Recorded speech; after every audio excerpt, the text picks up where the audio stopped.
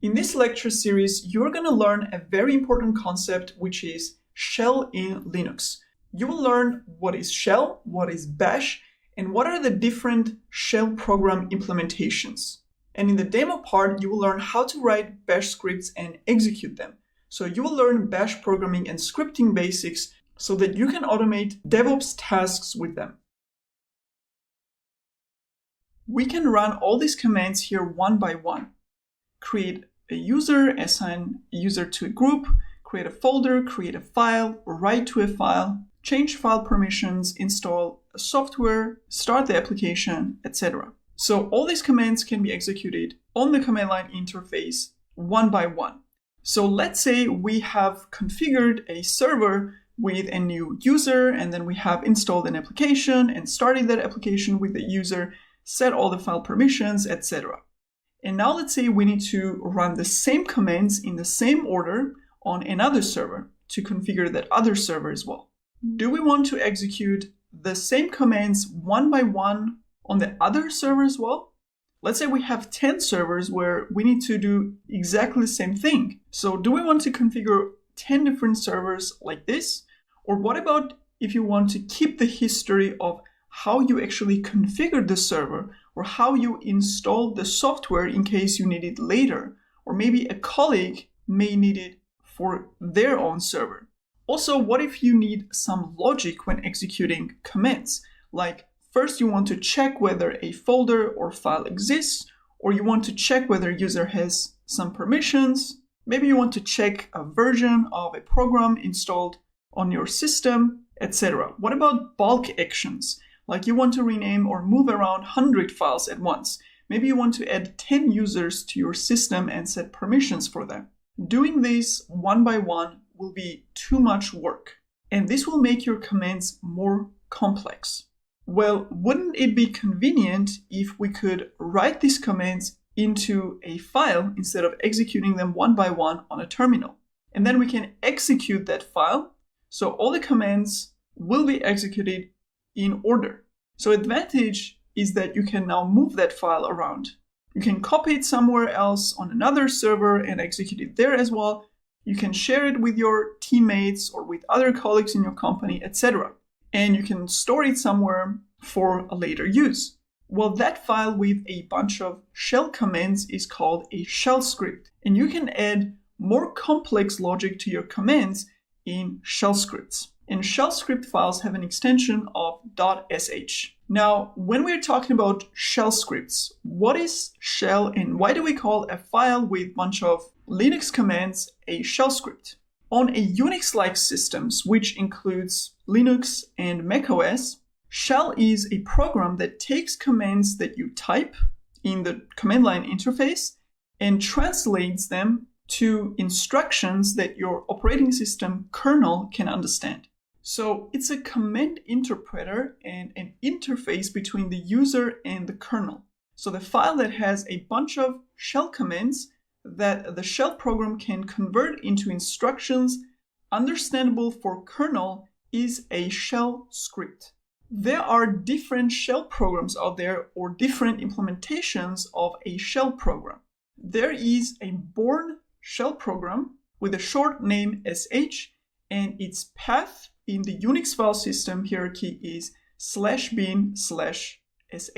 So that's where the born shell program is located, which used to be the default shell program of many Unix-like systems, including many older versions of Linux distributions. The name Born shell coming from its author, Stefan Born.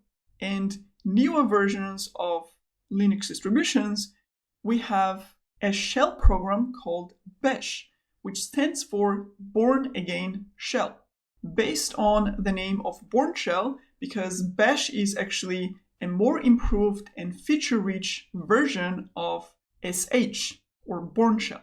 And as I said, bash is currently the default shell program for most Unix-like systems. So bash command syntax is a superset of Born shell or sh command syntax. There are many other shell programs like Z shell, etc. But as I said, bash currently seems to be the standard on modern Unix systems. And because of that, often shell and bash terms are actually used interchangeably. So we're talking about bash scripting and bash commands in place of shell scripting or shell commands. So in one summarized sentence, bash is a shell program, meaning command interpreter, as well as a fully featured programming language with which we can write shell scripts.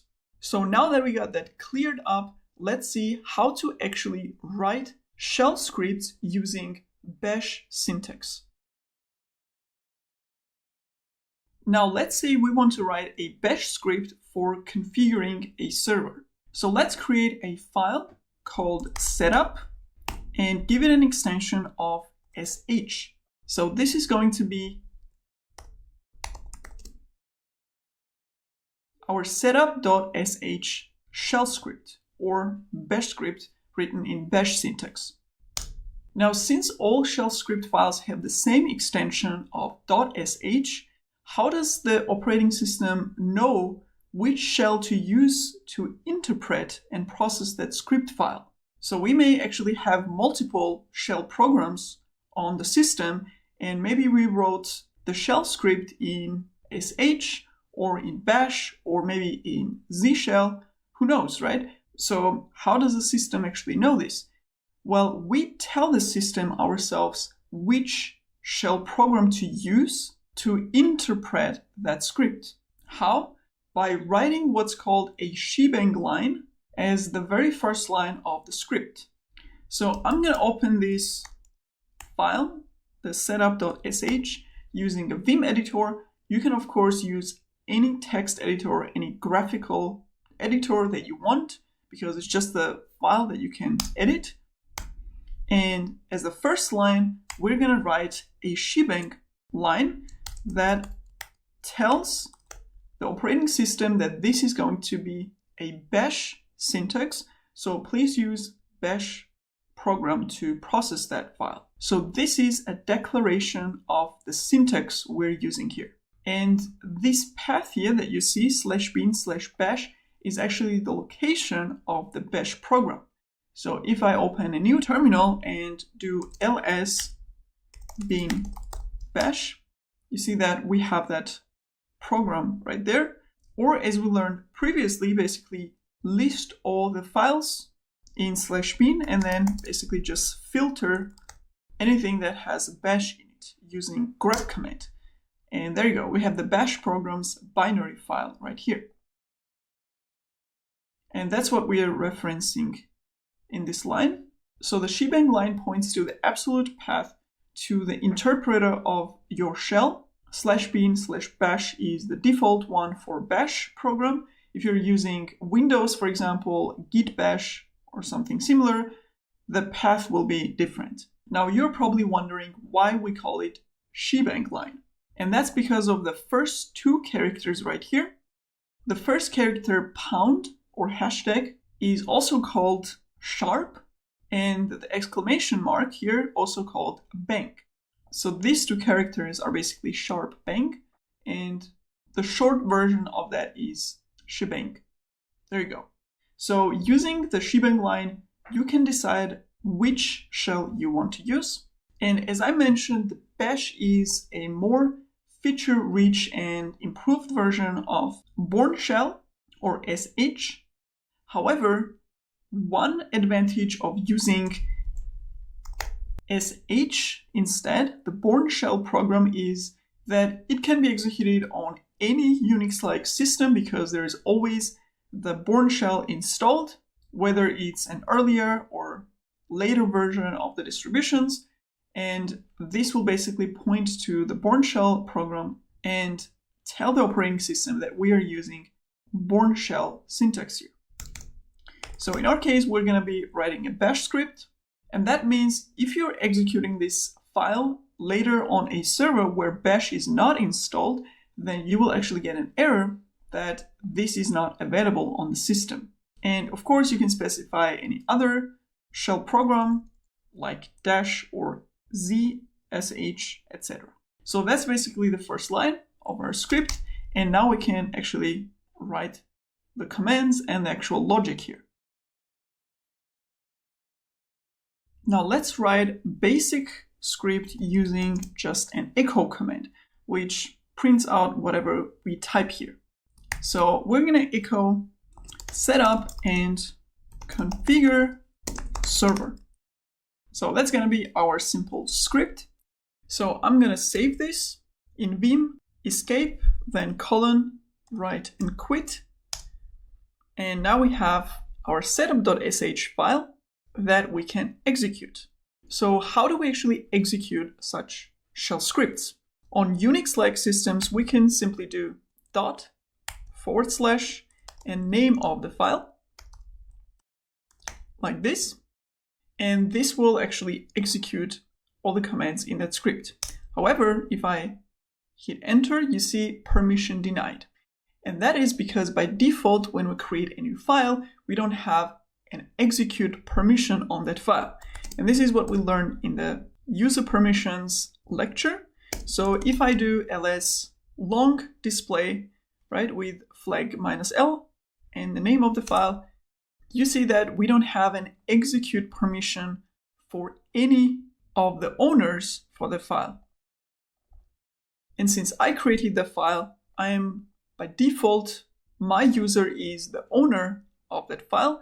However, as I said, we don't have an execute permission. So before we can execute, we need to add that permission. So I'm going to do sudo for user owner, and I can add this permission only for my user. So user plus execute permission for setup.sh. And I forgot change mode here. And again, first of all, we see X as an execute permission for the user owner. And also the color of that file changed because now this is an executable file. So with that, let's try to execute the setup script again. And there you go. This is basically just the echo command that got executed and just echoed whatever we typed in. And note that this way of executing shell scripts is universal. This is how you can execute any shell script, no matter which syntax it's written in. However, for bash specifically, we can also do bash and then name of the script file. And there you go. That works as well.